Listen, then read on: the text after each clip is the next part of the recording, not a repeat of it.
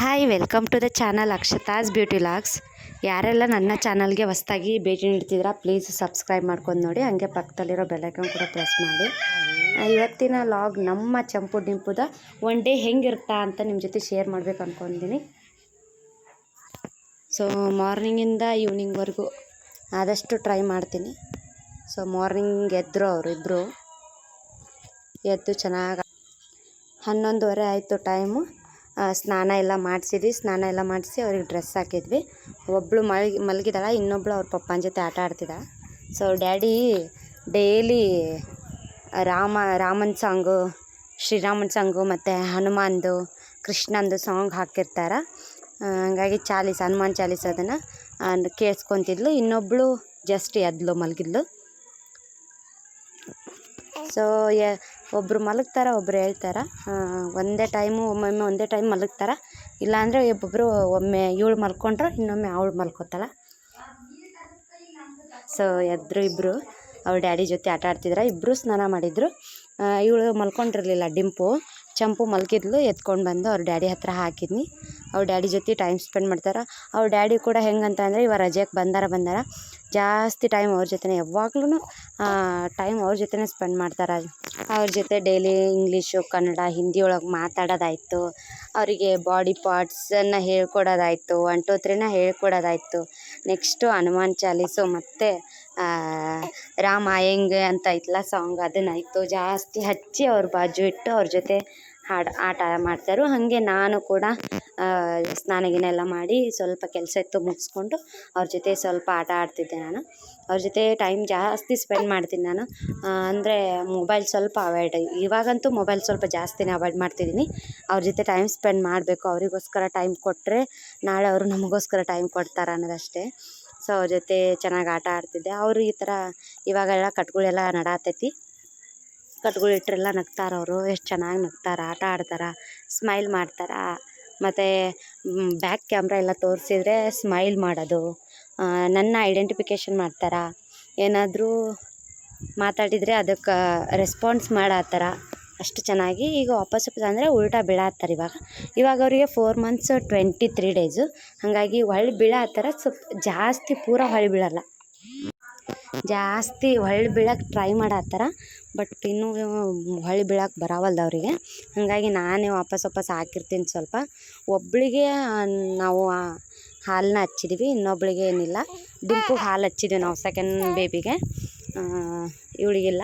ಸ್ವಲ್ಪ ಇನ್ನೂ ಉಲ್ಟಾ ಬೀಳಲ್ಲ, ಹಾಗಾಗಿ ಜಾಸ್ತಿ ಹೊತ್ತು ಆಗಲ್ಲ ಅವರಿಗೆ. ಸೊ ಕರ್ಕೊಂಡ್ರೆ ಇಬ್ಬರನ್ನೂ ಕರ್ಕೋಬೇಕು. ಒಬ್ಬಳು ಕರ್ಕೊಂಡ್ರೆ ಇನ್ನೊಬ್ಬಳು ಗುರಾಯಿಸ್ತಿರ್ತಾಳೆ. ಯಾರು ಕರ್ಕೊಂಡ್ರೂ ಇನ್ನೊಬ್ಬಳು ಅವ್ರನ್ನ ಗುರಾಯಿಸೋದಾಯಿತು, ಅಥವಾ ಏನೋ ಒಂದು ನೆಪ ತೆಗೆದು ಅಳೋದಾಯಿತು, ಆ ಥರ ಮಾಡ್ತಾರೆ. ಯಾರೇ ಕರ್ಕೊಂಡ್ರು. ಮತ್ತು ಡ್ರೆಸ್ ಕೂಡ ಒಂದು ಸ್ವಲ್ಪ ಸೇಮ್ನೇ ಹಾಕ್ತೀನಿ ನಾನು, ನನಗಿಷ್ಟ ಆ ಥರ ಹಾಕೋಕೆ.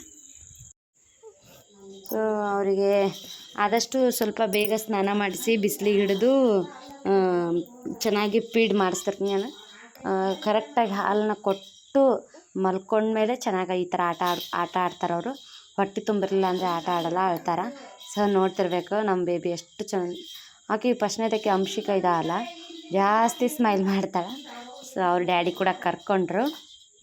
ಅವ್ರ ಡ್ಯಾಡಿ ಭಾಳ ಅಂದರೆ ಭಾಳ ಟೈಮ್ ಅವ್ರ ಜೊತೆ ಸ್ಪೆಂಡ್ ಮಾಡೋದು. ಸೊ ಡ್ಯೂಟಿಗೊಂದು ಹೋಗ್ತಾರಲ್ಲ, ಹಾಗಾಗಿ 3-4 ತಿಂಗಳು ಅಲ್ಲಿದ್ರೆ ಅವರಿಗೆ ಫ್ಯಾಮಿಲಿ ಜೊತೆ ಟೈಮ್ ಸ್ಪೆಂಡ್ ಮಾಡೋಕ್ಕಾಗೋದೇ ಇಲ್ಲ, ಜಾಸ್ತಿ ಮಿಸ್ ಮಾಡ್ಕೋತಾರೆ. ನಾ ಹೆಂಗಂದ್ರೆ ಎಕ್ಸ್ಪ್ರೆಸ್ ಮಾಡ್ಕೋತೀನಿ, ಅವ್ರು ಎಕ್ಸ್ಪ್ರೆಸ್ ಮಾಡ್ಕೊಳ್ಳಲ್ಲ, ಮಿಸ್ ಮಾಡ್ಕೊಳ್ತೀನಿ ಅಂತ. ಬಟ್ ಇವಾಗಂತೂ ಮಕ್ಕಳು ಆಗಿದವು ಜಾಸ್ತಿ ಅಂದರೆ ಜಾಸ್ತಿ ಅಟ್ಯಾಚ್ಮೆಂಟ್ ಆಗಿಬಿಟ್ಟೈತಿ. ಜಾಸ್ತಿ ಡೈಲಿ ಏನಿಲ್ಲ ಅಂದರೂ ಒಂದು 10-15 ಸಾರಿ ಆದರೂ ಕಾಲ್ ಮಾಡ್ತಾರೆ ಅಷ್ಟು. ಅದರಲ್ಲಿ ಮಕ್ಕಳು ಬೇರೆ ಅಂದರೆ ಹೆಣ್ಮಕ್ಳಲ್ಲ, ತಂದೆಗೆ ಜಾಸ್ತಿ ಪ್ರೀತಿ.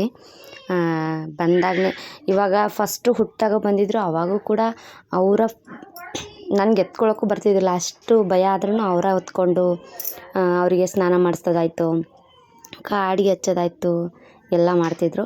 ಇವಾಗೂ ಕೂಡ ಅವರೇ ಮೇಂಟೈನ್ ಮಾಡ್ಕೊತ ಹೊಂಟಿದ್ದಾರೆ.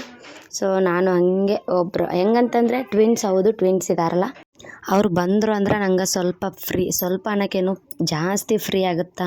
ಅಂದರೆ ಅವರು ಒಬ್ಬಳು ಬೇಬಿ ಅಂದರೆ ಸೆಕೆಂಡ್ ಬೇಬಿಗೆ ಒಂದು ಸ್ವಲ್ಪ ಹಾಲು ಹಚ್ಚಿದ್ವಿ, ಬೇರೆ ಹಾಲು. ಹಾಗಾಗಿ ಅವಳಿಗೆ ಅವಳನ್ನ ಮೇಂಟೈನ್ ಮಾಡಿದರೆ ನಾನು ಒಬ್ಬಳನ್ನ ಮೇಂಟೈನ್ ಮಾಡ್ತೀನಿ. ಅವ್ರು ಹೋದಾಗ ಇಷ್ಟು ದಿನ ನಮ್ಮಮ್ಮ ಇದ್ದರು, ಏನು ಅನಿಸ್ತಿರಲಿಲ್ಲ. ಇವಾಗ ಕೂಡ ನಮ್ಮ ಅತ್ತೆನೂ ಒಂದು ಸ್ವಲ್ಪ ಕರ್ಕೋತಾರೋ ಕುಡಿಸ್ತಾರೆ ಎಲ್ಲ, ಹಾಗಾಗಿ ಏನೋ ನನಗಷ್ಟು ಹೆವಿ ಅನ್ನಿಸ್ತಿಲ್ಲ. ಬಟ್ ಹೊರಗಡೆ ಹೋದಾಗೆಲ್ಲ ಟ್ವಿನ್ಸ್ ಏನೋ ಅಂದಾಗ ಅಯ್ಯೋ ಕಷ್ಟ ಆಗುತ್ತಾ ಬೆಳ್ಸೋಕೆ ಅಂತ ಹೇಳ್ತಾರೆ. ನನಗಿನ್ನೂ ಅಷ್ಟು ಕಷ್ಟ ಅಂತ ಅನಿಸಿಲ್ಲ. ಅಂದರೆ ಯಾವಾಗ್ಲೂ ಜೊತೆಗೆ ಒಬ್ರು ಇದ್ದಿರ್ತಾರೆ. ಹಾಗಾಗಿ ಇವ್ರು ಬಂದರೆ ಅಂತೂ ಜಾಸ್ತಿ ಫ್ರೀ ನನಗೆ. ಎಷ್ಟು ಕೇರ್ ಮಾಡ್ತಾರೆ ಅಂದ್ರೆ ಹೇಳೋಕ್ಕಾಗಲ್ಲ. ಬಟ್ ಅದನ್ನು ನಾವು ಎಕ್ಸ್ಪ್ರೆಸ್ ಮಾಡಲ್ಲ. ಸೋಷಿಯಲ್ ಮೀಡಿಯಾದೆಲ್ಲ ಇತ್ತು ಹಂಗೆ ಏನೋ ಸ್ಟೇಟಸ್ ಇಡೋದು, ಅದನ್ನೇನು ಎಕ್ಸ್ಪ್ರೆಸ್ ಮಾಡಲ್ಲ. ಬಟ್ ಜಾಸ್ತಿ ಪ್ರೀತಿ ಮಾಡ್ತಾರೆ. ಇವನ್ ಹೆಂಗಂತ ಅಂದರೆ ನನ್ನ ಮಕ್ಕಳನ್ನ ಹೊತ್ಕೊಂಡ್ರೆ ಅಡುಗೆ ಮಾಡ್ಕೊಂಡು ಬಂದು ಊಟ ಮಾಡಿಸೋದಾಯ್ತು. ನಾನು ಜಾಸ್ತಿ ರಾತ್ರಿ ಹೊತ್ತು ಅವರು ಇಬ್ಬರು ಹೇಳ್ತಾರೆ, 2 ಟೈಮ್ಸ್ ಎದ್ದಿರ್ತಾರೆ. ಸೊ ಅವ್ರು ಎದ್ದಾಗ ನಾನು ಒಂದು ಸ್ವಲ್ಪ ಎದ್ದು ಕುಂತಿರ್ತೀನಲ್ಲ, ನಂಗೆ ಬ್ಯಾಕ್ ಪೇನ್ ಬಂದಂಗೆ, ಸಿಸರಿನಲ್ಲ ಬ್ಯಾಕ್ ಪೇನ್ ಬಂದರೆ ಒಂದು ಸ್ವಲ್ಪ ಮಸಾಜ್ ಮಾಡೋದಾಯಿತು, ಎಲ್ಲನೂ ಮಾಡ್ತಾರೆ. ಇಷ್ಟು ಕೇರ್ ಮಾಡ್ತಾರೆ ಅಂದ್ರೆ ನಾನು ಒಂಥರ ಪುಣ್ಯ ಮಾಡಿದ್ದೆ ಅನ್ಸುತ್ತೆ. ಎಷ್ಟೋ ಜನದ ಪುಣ್ಯ ನನಗೆ ಇವ್ರು ಸಿಕ್ಕಿರೋದು, ನಮ್ಮ ಮನೆಯವರು. ಹಾಗೆ ನನ್ನ ಅಂದರೆ ಅನ್ವಿಕಾ ಅಂಶಿಕಾ ಮಲಗಿದಾಗ ಇವಳು ಎದ್ದಿದ್ಲು. ಇವಳಿಗೊಂದು ಸ್ವಲ್ಪ ನಾನು ಡೈಲಿ ಏನು ಮಾಡ್ತೀನಿ ಅಂದರೆ ಹಾಗೆ ಕಲಿಸ್ತಾ ಹೋಗಿರ್ತೀನಿ. ಡೈಲಿ 1 2 3 ಹೇಳ್ಕೊಡ್ತೀನಿ, 1 2 3 ಹೇಳ್ಕೊಡ್ತೀನಿ. ಅದನ್ನೇ ಹಿಂದಿಯಲ್ಲೂ ಕೂಡ 1 2 3 4 ಅಂತ ಹೇಳ್ಕೊಡ್ತೀನಿ. ಬಾಡಿ ಪಾರ್ಟ್ಸ್ ಹೇಳ್ಕೊಡ್ತೀನಿ, ಮತ್ತು ರೈಮ್ಸ್ನ ಹಾಡ್ತೀನಿ. ಅವರಿಗೆ ಒಂಚೂರು ಅಮ್ಮ ಅಪ್ಪ ಅಜ್ಜಿ ಈ ಥರ ಅನ್ನೋದೆಲ್ಲ ಹೇಳ್ಕೊಡ್ತೀನಿ. ಅವಳು ಯಾವ ಥರ ಅಂದರೆ ನಿದ್ದೆ ಮಾಡಿ ಎದ್ಮೇಲೆ ಹಾಲು ಕುಡಿತಾಳ, ಕುಡಿದ ತಕ್ಷಣವೇ ಈ ಥರ ಒಂದು ಸ್ವಲ್ಪ ಆ್ಯಕ್ಟಿವ್, ಈ ಥರ ಎದ್ದು ನಿಂದ್ರಿಸಿ ಏಳಿಸ್ದಾಗ ನಾವು 1 ಅಂತಂದರೆ 2 ಅಂದರೆ ಹಾಂ ಅಂದರೆ ನಾವು ಯಾವ ಟೋನಲ್ಲಿ ಹೇಳ್ತೀವಿ ಆ ಥರ ಟೋನಲ್ಲಿ ಹೇಳ್ತಾರೆ. ಆ್ಯಂಡ್ ಇವರು ಬಂದು ನನ್ನ ಫ್ರೆಂಡು, ನಮ್ಮ ಮನೆಯವರಿದಾರಲ್ಲ ಅವರ ತಂಗಿ ಆಗಬೇಕು. ಇವರು ಮನೆಗೆ ಬಂದಿದ್ದರು. ಜಾಸ್ತಿ ಡೆಲಿವರಿ ಆದಮೇಲೆ ಮನೆಗೆ ಬಂದನಲ್ಲ, ಹಾಗಾಗಿ ಅವ್ರು ಬಂದಿದ್ದಿಲ್ಲ. ಸಂಡೇ ಕೂಡ ಇತ್ತು, ಅವರು ಸ್ಕೂಲಿಗೆ ಹೋಗ್ತಾರೆ ಗೆಸ್ಟ್ ಟೀಚರಾಗಿ, ಹಾಗಾಗಿ ಬಂದಿದ್ದರು. ಸೊ ಅವ್ರ ಜೊತೆ ಅವರು ಸ್ವಲ್ಪ ಟೈಮ್ ಸ್ಪೆಂಡ್ ಮಾಡಿದರು, ಅನ್ವಿಕಾ. ಹಾಗೆ ಅವರ ಅಜ್ಜಿ ಕೂಡ ಹೊತ್ಕೊಂಡಿದ್ರು. ಅವ್ರ ಅಜ್ಜಿ ಕೂಡ ಹೊತ್ಕೊಂಡು ಒಂದು ಸ್ವಲ್ಪ ಅವ್ರನ್ನ ಸಮಾಧಾನ ಮಾಡಿದರು. ಇಬ್ಬರು ಫೈನಲಾಗಿ ಮಲ್ಕೊಂಡಾಗ ಮಧ್ಯಾಹ್ನ 1:15 ಆಗಿತ್ತು. ಸೊ ಅವ್ರು ಹೆಂಗಂತಂದರೆ ಮಲಗಿದ್ರೆ ಕೈ ಹಿಡ್ಕೊಂಡು ಮಲ್ಗೋದು, ಅಥವಾ ಸೇಮ್ ಪೊಸಿಷನಲ್ಲಿ ಮಲ್ಗೋದು. ಒಬ್ಬಳು ಮುಖ ಈ ಸೈಡ್ ಮಾಡಿದರೆ ಅವಳು ಅದೇ ಸೈಡೇ ಮಾಡಿ ಮಲ್ಕೊಳ್ಳೋದು. ತುಂಬ ಅಂದರೆ ತುಂಬ ಖುಷಿ ಆಗುತ್ತೆ ನನಗೆ ಇಂಥವೆಲ್ಲ ನೋಡಿದಾಗ. ಅಲ್ಲಿ ಒಬ್ಬಳಿಗೆ ಹೆಂಗಂತಂದರೆ ಒಬ್ಬಳಿಗೆ ಬೆಡ್ ಮೇಲೆ ಮಲಗುವಂಥದ್ದು ರೂಢ ಐತಿ, ಇನ್ನೊಬ್ಬಕಿಗೆ ಜೋಳಿಗೆ ಒಳಗೆ ರೂಢ ಐತಿ. ಹಾಗಾಗಿ ನಾನು ಇನ್ನೊಬ್ಳು ಅಂದರೆ ಅನ್ಶಿಕಾ ಇದಲ್ಲ, ಅವಳಿಗೆ ಜೋಳಿಗೆ ಮೇಲೆ ಹಾಕಿ ಮಲಗಿಸಿ ಮಧ್ಯಾಹ್ನ ಊಟಕ್ಕೆ ರೆಡಿ ಮಾಡಬೇಕು ಅಂತ ಹೋದೆ. ಅಷ್ಟರಲ್ಲಿ ಇವಳು ಎದ್ಲು. ಸೊ ಇವಳನ್ನ ಇವ್ರ ಡ್ಯಾಡಿ ಹತ್ರ ಕೊಟ್ಬಿಡೋಣ ಅಂತಂದು ನಾನು ಮಧ್ಯಾಹ್ನ ಊಟಕ್ಕೆ ಒಂದು ಸ್ವಲ್ಪ ಆಮ್ಲೆಟ್ನ ಹಾಕ್ಕೊಂಡೆ. ನನಗಾಯ್ತು, ನಮ್ಮ ಮನೆಯವ್ರಿಗಾಯ್ತು, ಇಬ್ರಿಗೂ ಬರುತ್ತಾ ಅಂತ 2 ತತ್ತಿನ ಸೇರಿ ಅದರಲ್ಲೇ ಒಂದರಲ್ಲೇ ಹಾಕ್ಕೊಂಡೆ. ಊಟ ಮಾಡಿ ಒಂದು ಸ್ವಲ್ಪ ನಾನು ಮಲ್ಕೊಂಡೆ, ಅವರು ಮಲಗಿದ್ರು ಇಬ್ಬರೂ. ಸೊ ಈವ್ನಿಂಗ್ ಅಂದರೆ 4 ಗಂಟೆ ಆಗಿತ್ತು. ಆದ ಟೈಮಲ್ಲಿ ಅವರು ಮಲಗಿದ್ರು, ಒಬ್ಬಳು ಮಾತ್ರ ಎದ್ದಿದ್ಲು. ಹಾಗಾಗಿ ನೋಡಿ ಎಲ್ಲಿ ಬೇಕು ಅಲ್ಲೇ ಬಿಸಾಕಿದ್ವಿ ಎಲ್ಲ. ಅವ್ರಿಗೆ ಆಟ ಆಡಿಸ್ತಿರ್ತೀವಲ್ಲ, ಎಲ್ಲ ಆಟಿಕೆ ಸಾಮಾನು ಎಲ್ಲಿ ಬೇಕಲ್ಲೇ ಒಗೆದು ಬಿಡ್ತೀವಿ. ಸೊ ಈವ್ನಿಂಗ್ ಆಗಿರೋದ್ರಿಂದ ಒಂದು ಸ್ವಲ್ಪ ಫ್ರೂಟ್ಸ್ನ ಹೆಚ್ಚಿಕೊಡ್ತಿದ್ರು ನಮ್ಮ ಮನೆಯವರು. ಡೈಲಿ ಒಂದೊಂದು ಥರ ಫ್ರೂಟ್ಸ್ನ ಹೆಚ್ಚಿಕೊಡ್ತಾರೆ. ಇವ್ರು ಬಂದರು ಅಂದರೆ ಬಾಯಿಗಂತೂ ನಾನ್ ಸ್ಟಾಪ್ ಅಷ್ಟು. ನಾನು ಬೇಡ ಅಂದ್ರೂ ರೆಡಿ ಮಾಡಿ ಕೊಡ್ತಾರೆ ತಿನ್ನೋಕೆ. ಸೊ ಹಾಗಾಗಿ ಇವ್ರು ಬಂದು ಹೋದ್ಮೇಲೆ ಒಂದು 2-3 kg ಸ್ವಲ್ಪ 15 ದಿನ ಬಂದರೂ ಒಂದು 2-3 kg ಆದರೂ ಏರಿರ್ತೀನಿ ನಾನು. ಇಷ್ಟು ಕ್ಲೀನಾಗಿ ಏನಂತಂದರೆ ಈ ಆರ್ಮಿಯವರು ಅಥವಾ ಈ ಒಂದು ಸೋಲ್ಜರ್ಸದ್ದು ಕೆಲಸ ಎಷ್ಟು ನೀಟ್ ಅಂತಂದರೆ, ಇವರು ಅಂತೆಲ್ಲ ನಾನು ಎಷ್ಟೋ ಜನದ ನೋಡಿದ್ದೀನಿ. ಜಾಸ್ತಿ ಅಚ್ಚುಕಟ್ಟವ್ರು ಮಾಡಿದರೆ ಜಾಸ್ತಿ ಅಚ್ಚುಕಟ್ಟಾಗೇನು ಮಾಡ್ತಾರೆ. ಇವನ್ ಹಣ್ಣಿಂದ ಹಿಡ್ಕೊಂಡು ಮನೆಯೂ ಕ್ಲೀನ್ ಮಾಡ್ತಾರೆ. ಅದರಲ್ಲೇನು ಸುಳ್ಳು ಹೇಳ್ತಿಲ್ಲ. ಮಾಡಿದಾಗೂ ಕೂಡ ಎಷ್ಟು ನೀಟಾಗಿ ಮಾಡ್ತಾರೆ.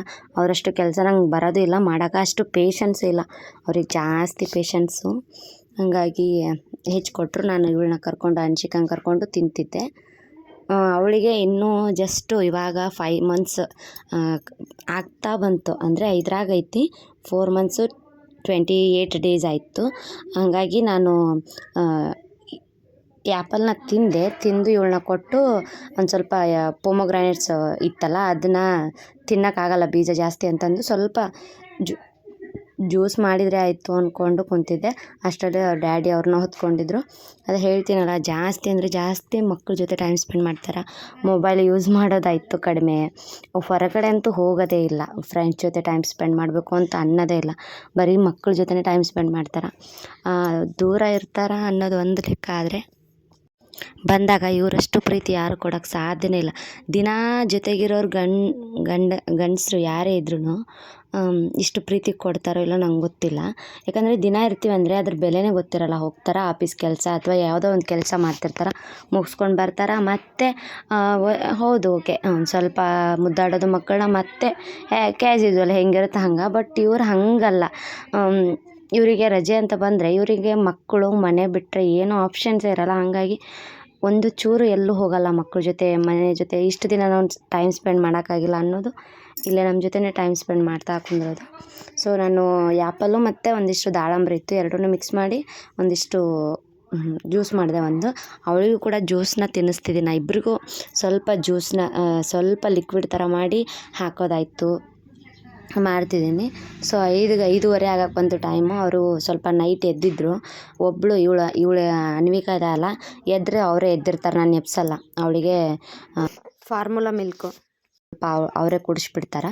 ಬಟ್ ಇವಳು ಮಲ್ಕೊಂಡ್ರಷ್ಟೇ, ಇವಳು ಎದ್ರಷ್ಟೇ ನಾನು ಎಬ್ಬಿಸ್ತಾರೆ. ಹಾಗಾಗಿ ನೋಡ್ತಿರ್ಬೇಕು ಅವಳು ಎಷ್ಟು ಚಂದ ಆಟ ಆಡ್ತಿದ್ದಾಳೆ ಅವಳ ಡ್ಯಾಡಿ ಜೊತೆ. ಅದು ಬೆರಳು ಮಾಡಿ ತೋರಿಸೋದು ಎಲ್ಲ ನೋಡ್ತಿರ್ಬೇಕು, ಪುರ್ ಅಂತ. ಎಷ್ಟು ಒರೆಸಿದ್ರು ಅಷ್ಟೇ, ಮತ್ತೆ ಅದೇ ಕೆಲಸ. ನೈಟು 1 ಗಂಟೆ 2 ಗಂಟೆಗೆ ಎದ್ದು ಆಟ ಆಡೋದು. ಇಲ್ಲ ಹೆಂಗಂತಂದರೆ ನಾವು ಸ್ಟ್ರೇಟ್ ಮಲಗಿಸಿದ್ರೆ ಅವಳು ಈ ಥರ ಅಡ್ಡ ಮಲಗೋದು ವಾಪಸ್ಸು, ಈ ಥರ ಮಾಡ್ತಾಳೆ. ಹಾಗೆ ನಮ್ಮ ಮನ್ಷಿಕ ಕೂಡ ಎದ್ಲು. ಸೊ ಇವರು ರೊಟೀನು ನನಗೂ ಮಾಡಬೇಕು ಅನ್ನಿಸ್ತು, ಕ್ಯೂರಿಯಾಸಿಟಿ ಇತ್ತು.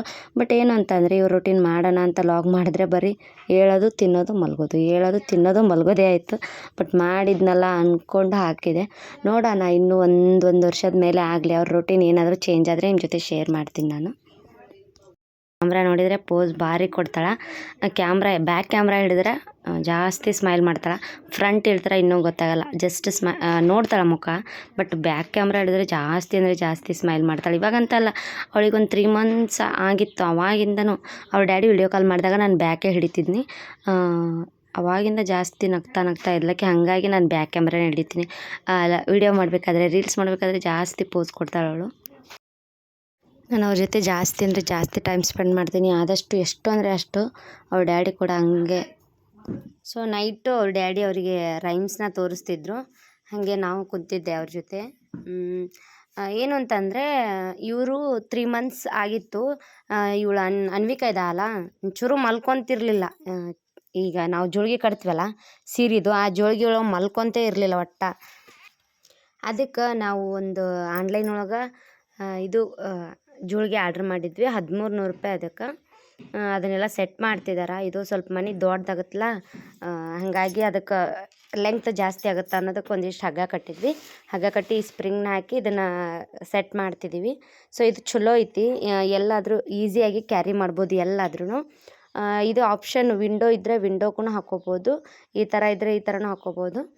ಚೆನ್ನಾಗಿರುತ್ತೆ. ಇದು ಒಂಥರ ಸ್ಪ್ರಿಂಗ್ ಇರುತ್ತಲ್ಲ, ಆ ಸ್ಪ್ರಿಂಗ್ನ ಜಿಗಿದ್ರೆ ಸಾಕು. ಅದು ಯಾವ ಥರ ಸ್ಪ್ರಿಂಗ್ ಹಿಗ್ಗುತ್ತಲ್ಲ, ಹಂಗಾಗಿ ಅದು ಈ ನಾವು ತೊಡೆ ಮೇಲೆ ಮಲಗಿಸ್ಕೊಂಡು ಲಾಲಿ ಹಾಡ್ತೀವಲ್ಲ ಹಾಗೆ ಮಾಡ್ದಂಗೆ ಆಗುತ್ತೆ. ಸೊ ಇದನ್ನು ತೊಗೊಂಡು ಬಂದಿದ್ವಿ. ಇದ್ರ ಲಿಂಕ್ ಬೇಕಿದ್ದರೆ ನಾನು ಡಿಸ್ಕ್ರಿಪ್ಷನಲ್ಲಿ ಹಾಕ್ತೀನಿ, ನೀವು ತೊಗೋಬೋದು. ಇದು 650 ರೂಪಾಯಿಂದನೂ ಐತಿ. ಬಟ್ ಕ್ವಾಲಿಟಿ ನಿಮಗೆ ಜಾಸ್ತಿ ದಿನ ಬೇಕು ಅಂತಂದ್ರೆ ಸ್ವಲ್ಪ ದುಡ್ಡು ಇನ್ವೆಸ್ಟ್ಮೆಂಟ್ ಮಾಡಲೇಬೇಕಾಗತ್ತಾ ಅಷ್ಟೇ. ಸೊ ಹಾಕ್ತಿದ್ದೀವಿ ನಾವು. ನಮ್ಮ ಗುಂಡನ್ನ ಹಾಕಬೇಕು ಅಂತ ಇತ್ತು. ಅದ್ರೊಳಗೆ ಕೆಳಗಡೆ ಈ ಹಾಕೋಕ್ಕೂ ಮ್ಯಾಟ್ ತೊಗೊಂಡು ಬಂದಿದ್ದೀನಿ ನಾನು. ಇದು ಯಾವ ಥರ ಅಂತಂದರೆ ಅವರು ರೆಸ್ಟಿಗೆಲ್ಲ ಮಾಡಿದರೆ ಅದು ಮ್ಯಾಟು ಅಂದರೆ ಕೆಳಗೆ ಹಾಸಿಗೆ ಹಸಿರ್ತೀವಲ್ಲ ಅದೇನು ತೊಯ್ಯಲ್ಲ. ಸೊ ಆ ಮ್ಯಾಟು ಒಂದು 3 ಮ್ಯಾಟ್ನ ತರಿಸಿದ್ವಿ. ಮಕ್ಳಿಗೆ ಏನೇನು ಬೇಕೋ ಅವ್ರ ಪಪ್ಪ ಎಲ್ಲನೂ ಇನ್ನೂ ಅವ್ರು ಹುಟ್ಟೋಕ್ಕಿಂತ ಮೊದಲು ನೋಡ್ಕೋತಾ ಇದ್ರು. ನಾವು ನ್ಯೂ ಆಗ್ತೀವಲ್ಲ ಎಲ್ಲ ಪೇರೆಂಟ್ಸು, ಹಂಗಾಗಿ ಏನು ತರಬೇಕು ಏನು ಬೆಟ್ರು ಎಲ್ಲ ಸರ್ಚ್ ಮಾಡ್ಕೊತ ಇದ್ರು. ನಾ ಹೇಳೋಕ್ಕಿಂತ ಮೊದಲೇ ತೊಗೊಂಡು ಬರ್ತಿದ್ರು ಎಲ್ಲನೂ, ಅವರೇ ತೊಗೊಂಡು ಬಂದಿದ್ದಾರೆ. ಅದಕ್ಕೆ ಹೇಳ್ತಾರೆ ಅನ್ಸುತ್ತೆ ಅಪ್ಪ ಅಂದರೆ ಆಕಾಶ ಅಂತಂದು, ಕೇಳೋಕ್ಕಿಂತ ಮೊದಲೇ ತಂದು ಕೊಡ್ತಾರೆ. ಸೊ ಫೈನಲಿ ನೈಟ್ ಆಯಿತು, ಊಟ ಮಾಡಿಕೊಂಡು ಇನ್ನೇನು ಮಲಗಬೇಕಂದ್ವಿ. 10:30 ಆಗಿತ್ತು. ಸೊ ಇವಳು ನೋಡ್ರಿ ಕಣ್ಣು ಹೆಂಗಾಗಿದ್ದಾವೆ. ಇವಳು ಜಾಸ್ತಿ ನಿದ್ದೆ ಮಾಡ್ತಾಳೆ ಮಾರ್ನಿಂಗಿಂದ, ನೈಟು ಎಬ್ಬಿಸ್ಬಿಡ್ತಾಳೆ. ಈಕೆ ಹಾಗಿಲ್ಲ. ಇವಾಗ ನೋಡ್ತಿರ್ಬೇಕು, 11 ಗಂಟೆ, ಐ ಥಿಂಕ್ 11 ಗಂಟೆ ಆಗೈತಿ ಅನ್ಸುತ್ತೆ ನೈಟು. ಅವ್ಳ ಡ್ಯಾಡಿ ತೆಲುಗು ಮೇಲೆಲ್ಲ ಕಾಲಿಟ್ಟು ಆ ಸೈಡ್ ಹೊಳಿದಾಳೆ. ಅವಳು ಹಾಸಿಗೆ ಇರೋದು ಇಲ್ಲಿ ಹಿಂದ್ಗಡೆ, ಹಾಂ ಇಲ್ಲಿ ಹಾಸಿದ್ದೀವಿ. ಅವಳಿರೋದು ಎಲ್ಲಿ ನೋಡಿ, ಅವರು ಹೆಂಗೆ ಮಲ್ಕೊಂಡಿದ್ದಾರೆ ನೋಡಿ. ಇವತ್ತಿನ ಈ ಡೈಲಿ ರೊಟೀನ್ ನಿಮ್ಗೆ ಇಷ್ಟ ಆಯ್ತು ಅನ್ಕೋತೀನಿ. ಅವ್ರದ್ದು ಒಂದಿನದ ಡೈಲಿ ರೊಟೀನು. ಸೊ ಇಷ್ಟ ಆದರೆ ಲೈಕ್, ಶೇರ್, ಕಮೆಂಟ್ನ ಮಾಡಿ, ಸಬ್ಸ್ಕ್ರೈಬ್ ಮಾಡೋದನ್ನು ಮರೆಯೋಕ್ಕೆ ಹೋಗ್ಬೇಡಿ. Thank you.